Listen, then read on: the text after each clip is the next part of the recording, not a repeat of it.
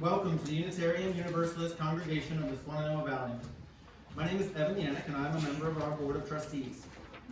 For those of you who may be new to Unitarian Universalism, ours is a non-judgmental religious home that will accept and support you wherever you may be in your life's journey.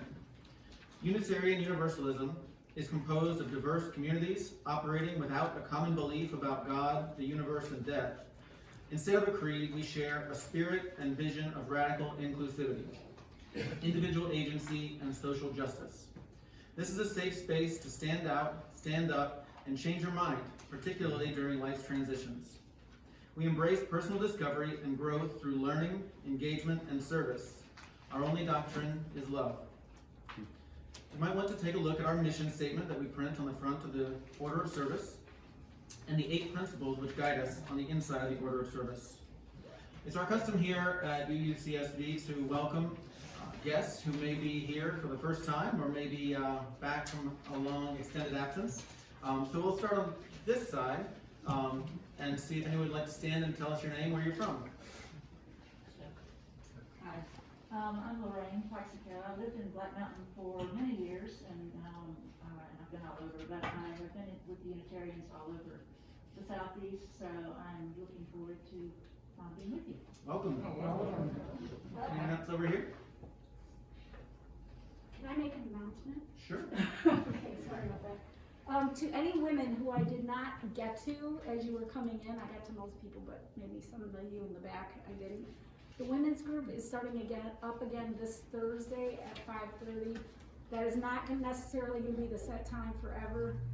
It's just an organizational meeting to see who's interested, what they want to do, and how things might work best going forward. So if you didn't get one of these and you're interested in coming, let me know, and I've got a few more of these to hand out. Thanks, Evan. How about on this side? Any visitors or guests? Oh. I'll go first. I'm Suzanne Churchman. We just recently moved here from the Birmingham, Alabama area after 20 years of living there and raising your kids. So we are moving to Black Mountain and meet people. And yeah, so we're excited about this empty nest stage of our lives. And I'm Michael. I'm usually the one that talks, so this was but yeah, we're excited about coming with you and trying to find community. Great. We're glad you're here. Any other visitors or guests? All right, well, you're all, oh, certainly. I'm Charles Hardy, and I'm here with my partner, Jackie Sims, and I'm originally from Mobile, Alabama. Great. Alabama crowd. If you are interested in receiving our newsletter or staying in touch, please fill out one of the white cards you may find in the pew or in the foyer and leave it on the table in the foyer. We will get you on our mailing list. We also ask everyone to silence their cell phones before we start our service. We also read this statement before and during every gathering. UUCSB acknowledges with respect that the land we are on today is the ancestral home of the Cherokee and of other indigenous people. The Cherokee, through stewardship, understanding, and conservation, survived and thrive in this land. We acknowledge their enduring connection to their homeland. Got two other announcements. Number one, we are doing Habitat for Humanity, and Deb Evenchick is going to be the lead person for that, so if you'd like to be involved, please reach out to Deb. Number two, we are in still strange times with regard to COVID. However, the board, with recommendation from one of our board members, Dr. Rowe, has decided to lift the mask mandate within the church.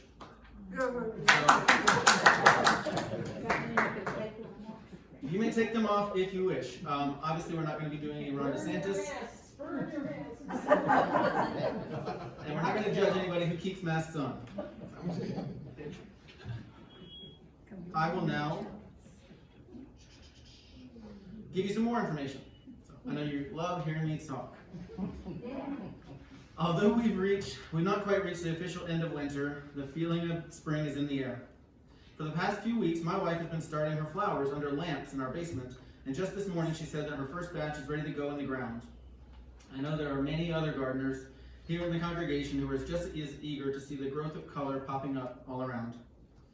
It's now been 2 years that we've been living in a changed world dealing with the pandemic. However, the world still turns and seasons pass. The flowers still grow each spring. Our church has changed in many ways over these years, but what is truly impressive is our continued growth. We grow in so many ways. We've been back in the sanctuary for 8 months and we've seen membership grow. We've seen committee participation increase, and we've seen our commitment to our own mission grow even stronger. UUCSB is an amazing group of people who come together to learn, grow, and help make change in the world. Whether we're mowing the lawn or helping give a member a ride to the grocery store, we are performing our mission. We invest our talents as choir members, auctioneers, or gardeners. And finally, we invest our treasure through our commitment to annual giving.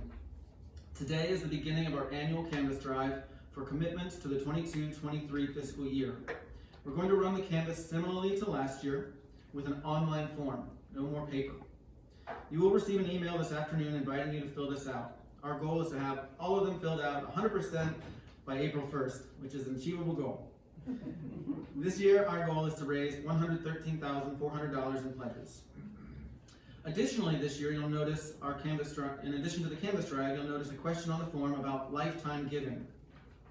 Our newly created stewardship committee would like to help guide anyone who is considering making a lifetime gift to the church. As many of you know, the church received a very generous gift from Phil Freiberger's estate. This past week, we were able to use his contribution to fund an endowment that will be focused on continuing to grow our music program. This is an incredible legacy that Phil's generosity created.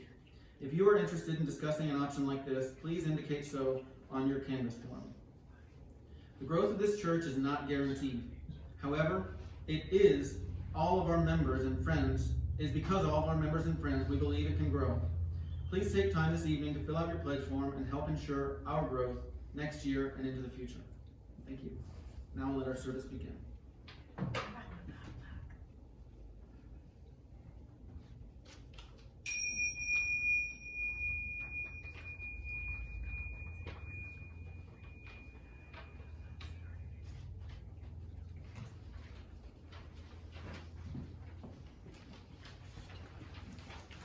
We did not put the chalice, but I will ask Mary if he will come back to chalice. Good morning. Good morning. Liberation. The opening words today are from Felix Adler, who in 1876 founded the Ethical Society for Ethical Culture in New York. Can we make it louder, please? Can you make it louder, Ray? Just got it. 50 years after that founding in 1926, he used these words to sum up his view of what he had wrought. The ethical movement affirms that to live ethically is to fulfill one's own life by promoting what is best in the lives of others.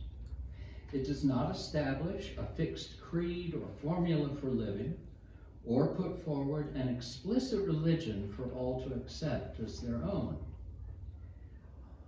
Instead, he wrote, we share an implicit religion created by each person, following their own reason and experience, insight and understanding. We seek to retain what is vitally true in the moral teachings of the past, but we restate what is morally true in terms that are meaningful and relevant today. Religion is not only what was created in the past, it is alive and newly created each day.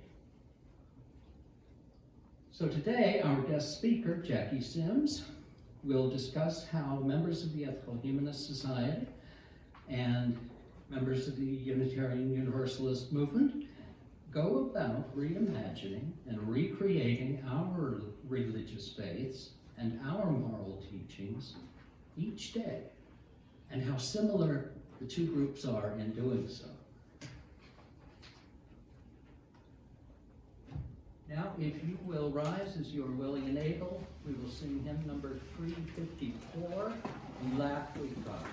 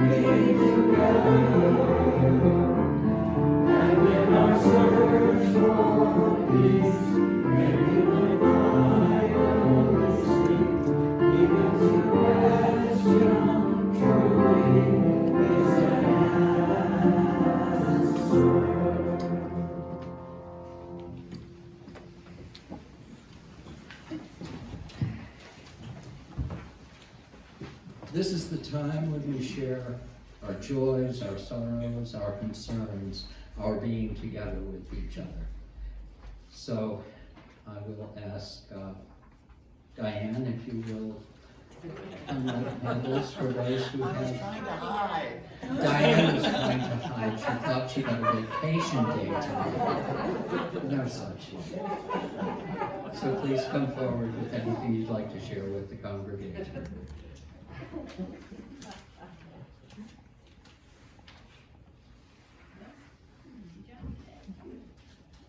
So are you asking for somebody to come up?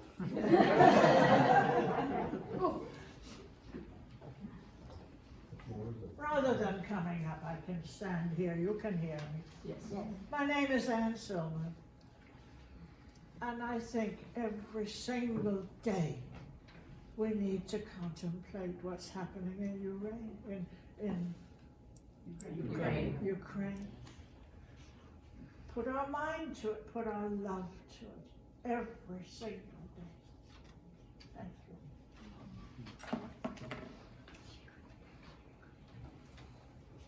Well, I will share two joys. One is to celebrate that our member, Carolyn Shorkey, Oh, good. came by my house yesterday and brought these daffodils from her garden and asked me to bring them in, and she cannot wait till she can be here again. But Milt, of course, her husband is immunocompromised, so she's being extra careful. But she sent her flowers. And I would also like to express my joy at seeing Helen Bell here. Yes. A long member of this congregation and also previously a member of the Ethical Humanist Society and a wonderful. I'll go ahead and share something that I've been contemplating.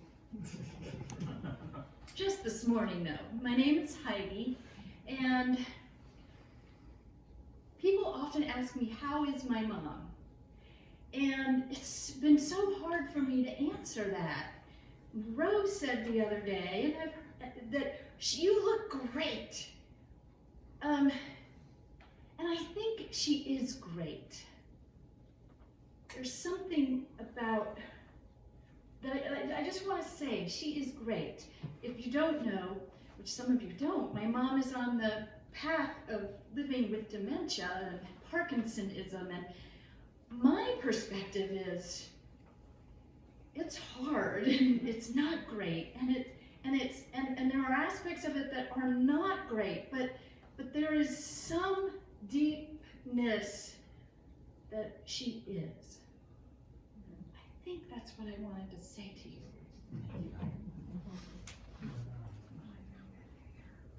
For all those unspoken joys and concerns and sorrows that you've chosen not to share, we'll also light a candle for them. And now, if you will rise once again and sing hymn number 159, This Is My Song.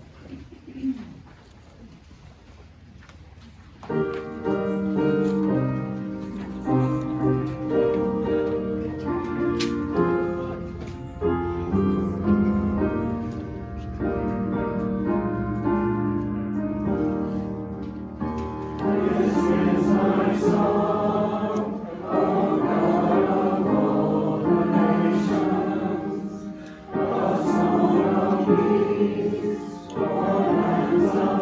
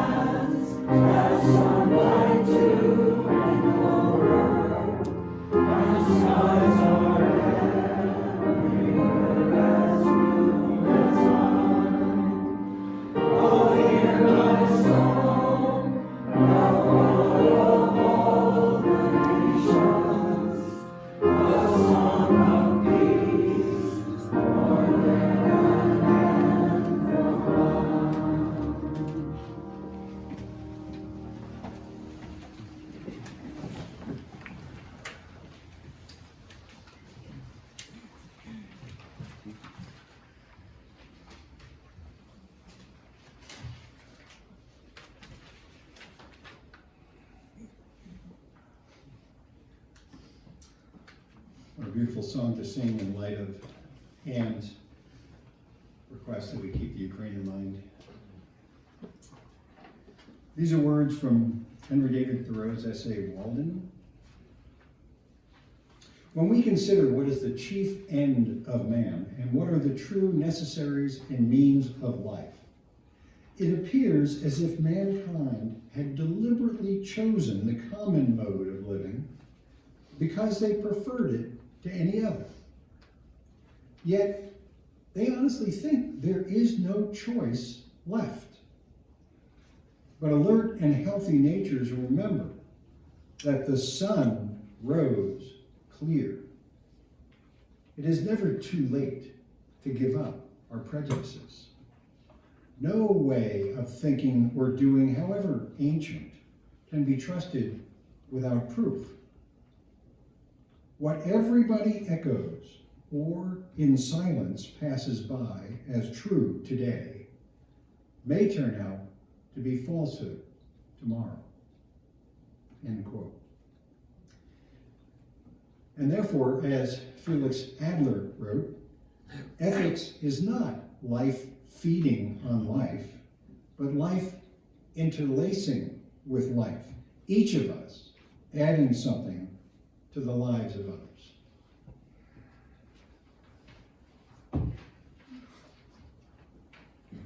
Thank you.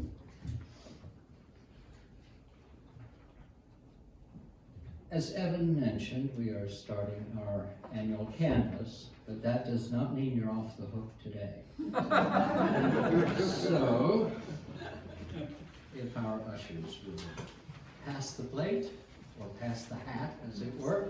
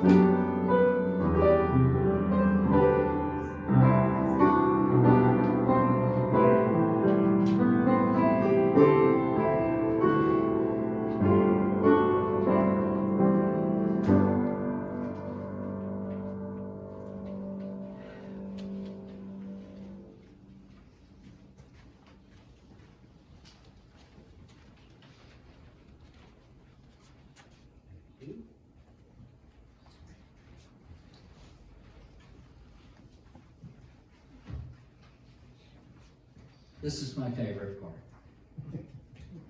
Jackie, who is Jacqueline Shropshire Sims, has a Bachelor of Science in Elementary Education from Langston University in Oklahoma, a Master of Education of the Deaf from Smith College in Northampton, Massachusetts. Before retiring, she was employed as a teacher in and administrator of programs serving deaf and hard of hearing children and populations for 44 years, 19 of them here in Western North Carolina, all through the many counties of Western North Carolina. Jackie's affiliation with the ethical culture movement began in 1978 when she enrolled her then 5-year-old daughter in the Sunday school program at the Ethical Society of St. Louis, Missouri. When she moved to the Asheville area in, is it 1990? She began a 31-year affiliation as a friend of the Unitarian-Universalist Church in Asheville, which is now the UU Congregation of Asheville. And in 2001, she founded the Ethical Society of Asheville. She's currently the president of the board. She's also served on the board of the American Ethical Union, which is the umbrella federation of ethical societies throughout the United States. Jackie.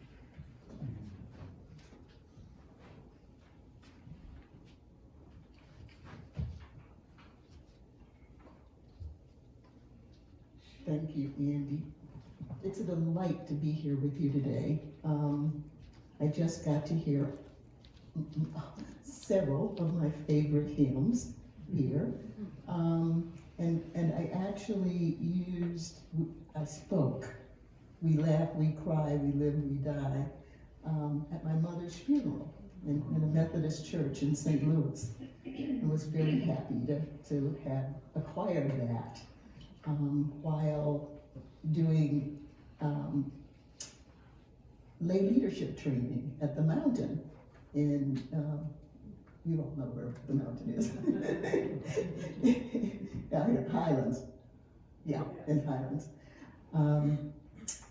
Yeah, and of course it's from the UU hymnal. Much like Unitarian Universalist, ethical humanists gather information and inspiration from a myriad of places. This tidbit comes to you from Joel Osteen. How many of you know? Okay, some of you know. You can see him tonight following the 11 o'clock news on our local television station. He likes to start his sermon with something funny. It works for him. I stay tuned to hear it before turning off the television to get prepared for bed. I think, however, that unlike most of his, my funny is pertinent to our topic. Many think that given a choice between going to heaven or hell, an ethical humanist would pick a discussion group. Second choice, committee meeting. This would likely be true of many UUs as well. Andy has told you a little bit about my religious history. I was raised in the African-American Methodist Church. Stayed quiet, slow hymns, boring as While in high school, I tried to make myself Catholic. I seriously tried for a couple of years, and I still have the rosary from those days. It's a lot of decades old. It didn't work because I read in the little book, I've forgotten what they're called, that tells all the sins and how long you go to purgatory or hell or whatever, that French kissing was a mortal sin. You would die and go to hell forever for French kissing. I was young, but I thought surely there were worse things than French kissing. My first husband was an Episcopalian. I'm married in the Episcopal Church in a small chapel. It was a private wedding, only family and very close friends invited. I didn't try to make myself an Episcopalian, but I did go on holidays. As a young mother in the early 70s, I took my daughter to visit churches, but I could not myself belong join and have her think that I believe the things that were said and people were supposed to believe in those churches. While my mother's accusations of me raising a little heathen child didn't move me, a conversation I overheard when my daughter was 5 years old did. She was out in the backyard with several friends, and one said, "I'm Catholic, what are you?" The next one said, "I'm Jewish, what are you?" The next one said, "I'm whatever, what are you?" And they got to my daughter, got to Karis, and asked, "What are you?" And she said, "Nothing." Now, I don't know about you, but sorry, I wasn't supposed to do that. As a mother, I just about died. My precious daughter was not ever nothing. She was precious, she was wonderful, and I wanted her to have an answer to that question. That was different from nothing. I wanted her to have a community. And as Andy told you, I found that for her when she was 5. Considered her a member of the St. Louis Ethical Society within weeks. I, however, joined committees, taught Sunday school, did this and that and the other, and it took me 6 years to become a member. One of the reasons that I was so happy with the Ethical Society of St. Louis was that their Sunday school program had this fantastic curriculum. I found out later that it was the UU Sunday school curriculum. I can't remember the name of it now. You have a new one now, different from the one that was used back in the 1980s. Well, actually starting in 1978. But it had comparative religion taught in every year of grade school, starting with the first grade. And I thought that was wonderful. You know what happened in 1990 when I moved to Asheville? So I'm going to move on to a little exercise, borrowing from Calvin Dane's 2014 talk at the Ethical Humanist Society of Long Island, but inverting it because I'm in a UU church. He had a UU background and was the religious education teacher, actually at the Long Island Ethical Society. And his charge was to talk about the UU religion and how it was similar and different from ethical culture. So I'm going to ask you to raise your hand if any of these sound, well, actually I'm going to ask first, how many people here are familiar with ethical humanism, originally called ethical culture?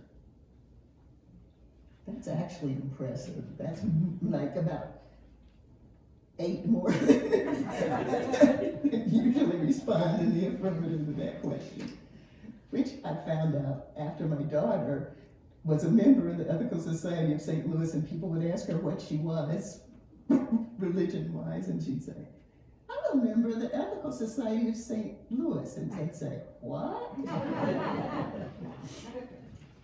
How many of you have been to an ethical humanist platform?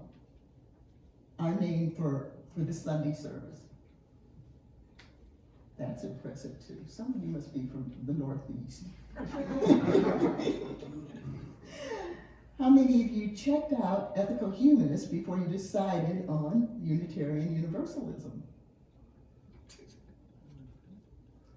How many of you have never heard of ethical humanism before you saw my topic?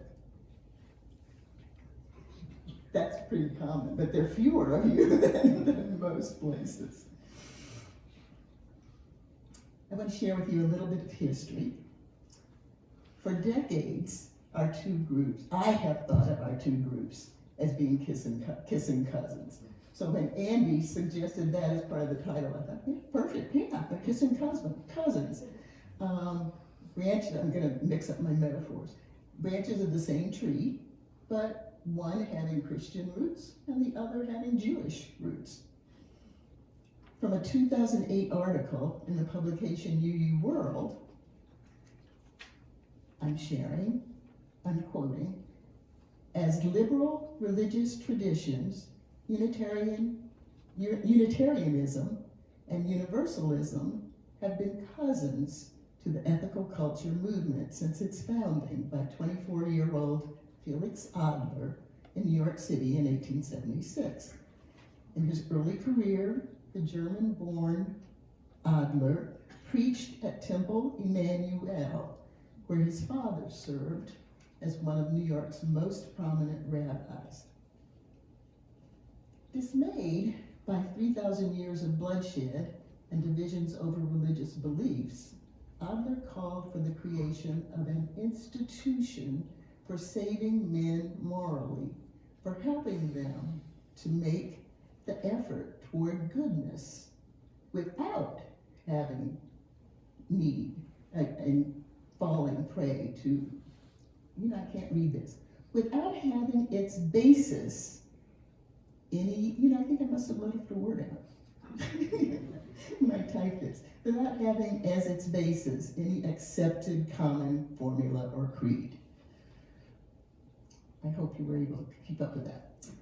100 Temple Emmanuel members followed the younger Adler, and the movement caught on, also attracting radical Unitarians, Universalists, Quakers, and others.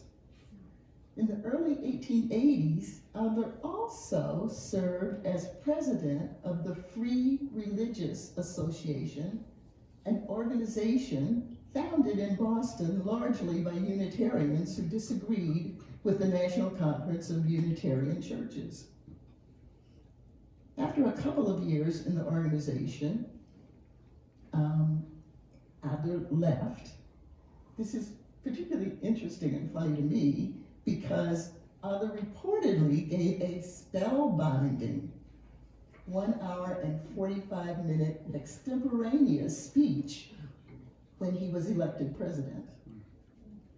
He gave as the reason for parting ways that the Free Religious Association was all talk, not active enough for him.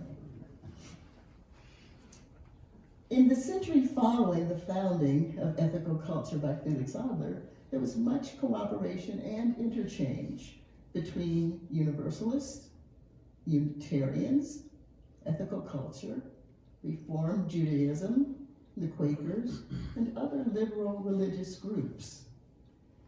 Also, despite Adler's lack of enthusiasm for Unitarians and Universalists, the histories of these two groups overlap quite a bit. In every effort for social change, women's right to vote, labor reform, peace activism, you can always find ethical culture people, Unitarians, Universalists, Reformed Jews, Quakers, as well as radical Christians among the activists. And in the struggle for religious freedom and the advance of humanist thought, all have been present as well. An important moment for humanists is the 1933 publication of the first Humanist Manifesto, a document calling for a new vision of a religion based in science, with human beings at the fore. Unitarians, Universalists, and ethical culture leaders all signed that document, and each of the subsequent humanist manifestos. Additionally, over the decades of the 20th century, there has been reciprocity of Unitarian and Universalists and ethical ministers and ethical culture leaders. Our term for what you call a minister is leader with a capital L. Not any official reciprocity was present, but unlike the Unitarians and the Universalists in the 19th century, there was some swapping back and forth of these leaders, these religious leaders. Ethical culture leaders have served Unitarian and Universalist congregations, and Unitarian and Universalist ministers have served ethical humanist congregations. This relationship has continued following the 1961 merge when Unitarians and Universalists became UUs. The Humanist Institute, which has become increasingly important in the training of new humanist leaders, has faculty members from both groups.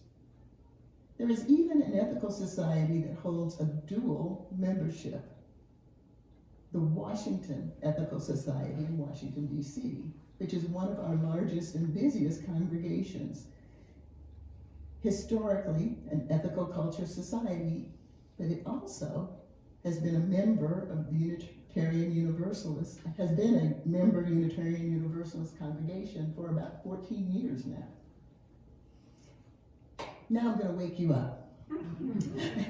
And this time I am going to ask you to raise your hands if this sounds like something familiar to you as a UU. Freedom of belief.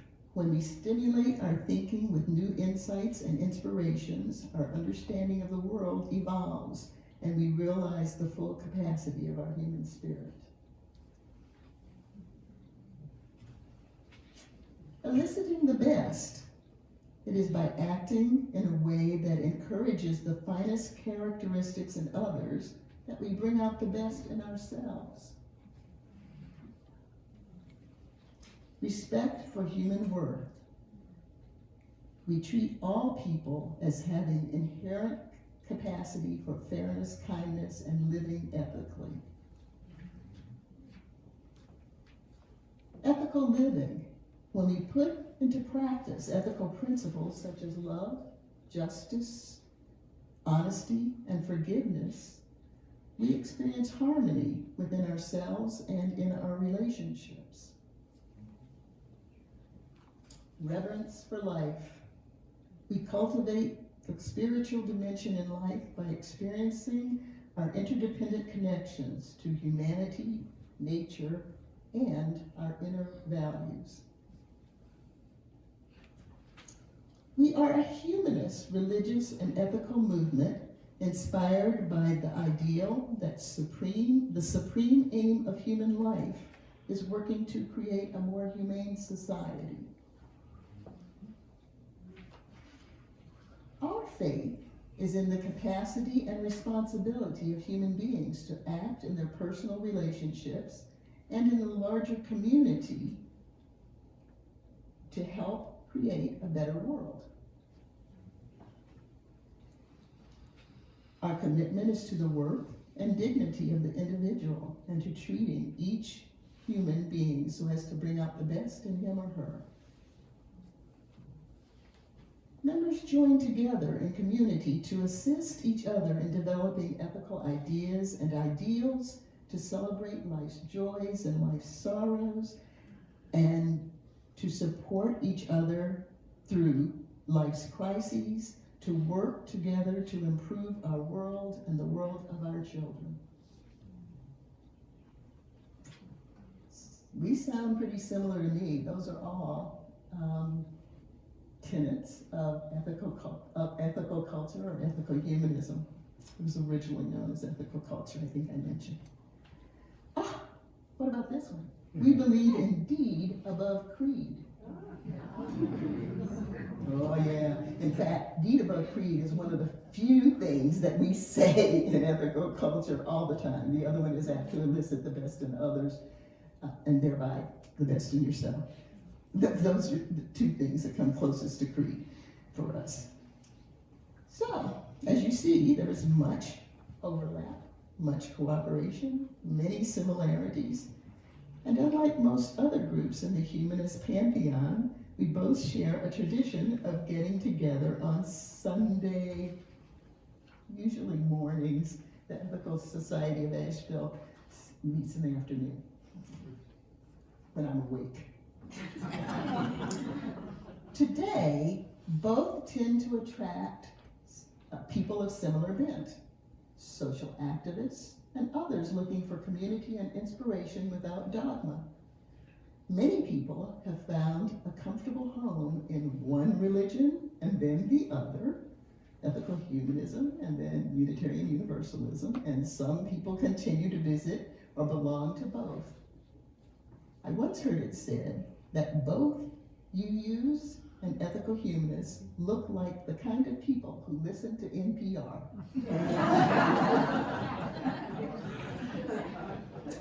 So, you might ask, are there some differences? Of course there are. Among them are that UUs tend to have a wider variety of experience between their buildings and religious practices. As you know, some of them are very, very churchy, and some of them are very, very secular. Which is one of the things that was challenging to me when I looked at UUs before I decided to take my daughter to the Ethical Society of Asheville. I'd go visit and I never was sure what I was going to get. I could have done a little research beforehand, I guess, and that might have helped. I didn't. Even secular congregations are more comfortable with religious terms. Even your secular congregations are more comfortable with religious terms, and that is definitely not true with ethical humanism. Some of our members hesitate to call ethical culture a religion. That's one of those bad words. And they think of it as being a philosophy of life. Hymns would never be sung. A few songs, maybe, but definitely not hymns. Both focus on individual belief, conscience, ethical development. Some think that ethical humanism focuses more on deed than UU. Ethical culture is a very small movement, just 24 congregations across the United States. And although Unitarian Universalism is much larger, over 1,000 congregations, that's still small in the overall American religious landscape. I would like to conclude with a quote from an Ethical Society of St. Louis member. She said that when she was a UU and was asked about her religion, she responded, "We believe the answers to religious questions are so important that each person should make up their own mind about them, and we want to be with others who believe the same way."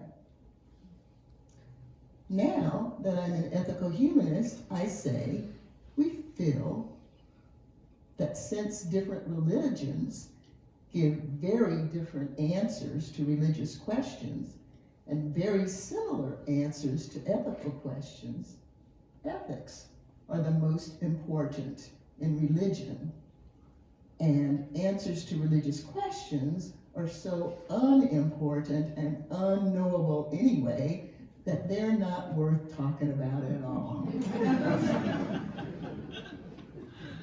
And I add, but if there's a discussion group on being good without God, or spelling God with 2 O's, the kissing cousins might both be present.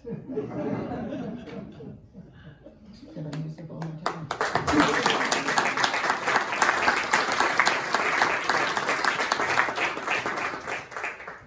Thank you, Jackie. I am one of those people who am, in the words of my friend Tyrone Greenlee, a member of both congregations, therefore I am bi-churchal. Let us rise and sing one of Jackie's favorite hymns, and I know one of ours too, Spirit of Life, number 123.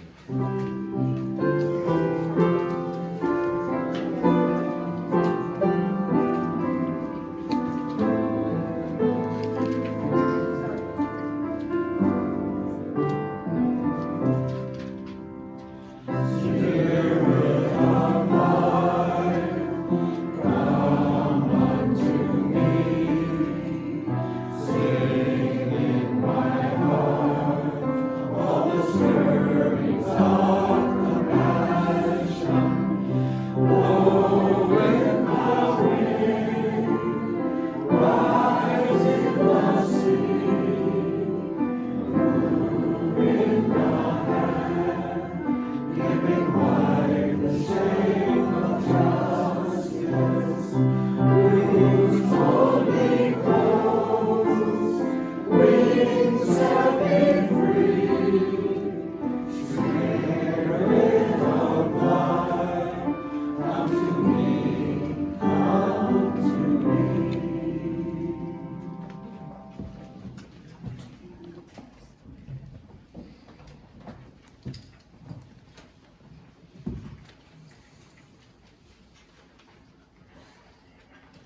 practical reason why, when power is in the hands of the people, a majority are permitted to rule is not because they are most likely to be in the right, nor because this seems fairest to the minority, but because they are collectively the strongest.